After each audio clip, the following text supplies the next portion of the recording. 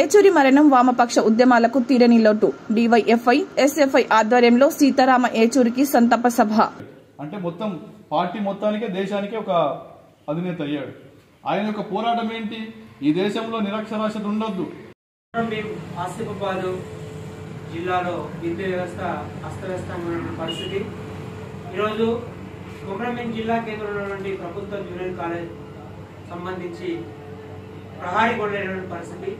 ఆడుకోవడానికి ఆట స్థలం లేదు, మూత్రాశయాలు మరుగుదొడ్లు లేనటువంటి పరిస్థితి ఈ జిల్లా కేంద్రంలో ఉన్నటువంటి ప్రభుత్వ జూనియర్ కాలేజీ. అదేవిధంగా ఇట్లా అనేకంగా సమస్యలు ఉన్నాయి. ముఖ్యంగా ఈరోజు పోస్ట్ మెట్రిక్ హాస్టల్ బాలికల హాస్టల్ పూర్తి అయినప్పటికీ కూడా అది షిఫ్ట్ చేయడం పరిస్థితి ఉన్నది.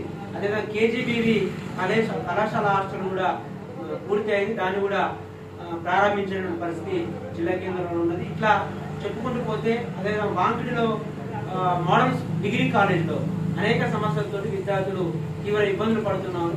అక్కడ ముఖ్యంగా రోడ్డు సౌకర్యం లేదు, అదేవిధంగా బస్ స్టాండ్ లేదు, త్రాగునీడానికి నీటి సౌకర్యం లేదు. ఇట్లా అనేక సమస్యలు ఆ మోడల్ డిగ్రీ కాలేజీలో ఉన్నది. ఇట్లా అనేకంగా సమస్యలు ఉన్నప్పటికీ ఇక్కడ ఉన్న అధికారులు పట్టించుకున్నటువంటి దాఖలాలు లేవు. ఎక్కడ చూసినా కూడా హాస్టళ్లలో అనేక సమస్యలతో విద్యార్థులు ఇబ్బందులు పడుతున్నారు. ముఖ్యంగా మెను పాటించక, కొంత పౌష్టికారం సరిగా అందించక చాలా మంది విద్యార్థులు రక్తహీనతతోటి ఇబ్బందులు పడుతున్న పరిస్థితి ఉన్నది. కాబట్టి జిల్లాలో ఉన్నటువంటి అధికారులు, ప్రజాప్రతినిధులు, ప్రభుత్వము వెంటనే స్పందించి ఏవైతే ఈ సమస్యలు ఉన్నాయో వాటిని పరిష్కరించే దిశగా చొరవ తీసుకోవాలని చెప్పేసి డివైఎఫ్ఐ కోరుతా ఉన్నాం. అదేవిధంగా అనేక గ్రామాలలో రోడ్డు సౌకర్యాలు లేవు. రోడ్డు సౌకర్యాలు లేక విద్యార్థులకు రాకపోకలు ఇబ్బందులు కలుగుతా ఉన్నాయి. ముఖ్యంగా ఈరోజు గుండివాగు సంబంధించి ఏదైతే బ్రిడ్జి నిర్మాణం పూర్తి చేస్తామని చెప్పేసి గతంలో ప్రభుత్వం చెప్పింది.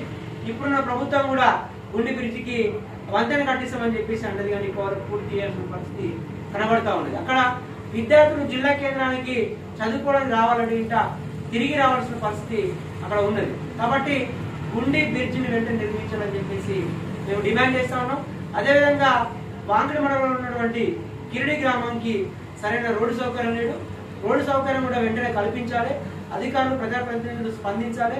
వాటిని వెంటనే పూర్తి చేయాలని చెప్పేసి కోరుతా ఉన్నాం.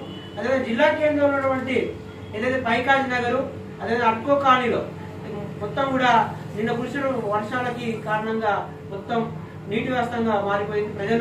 ప్రజల ఇళ్లలోకి నీరు చేరుకుంది. దాన్ని మొత్తం తీవ్ర ఇబ్బందులు పడుతున్న పరిస్థితి ఉన్నది. అయితే ఆ సమస్యను కూడా ఇక్కడ మున్సిపల్ అధికారులు పరిష్కరించాలి.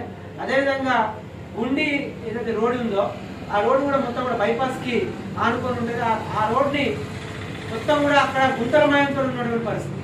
దాని అధికారులు అదే దారిన పోతున్నప్పటికీ కూడా పట్టించుకోవట్లేదు. కాబట్టి వెంటనే దాన్ని కూడా పరిష్కరించాలని చెప్పేసి భారత ప్రజాతంత్ర యువ సమైక్య డివైఎఫ్ఐగా డిమాండ్ చేస్తాము.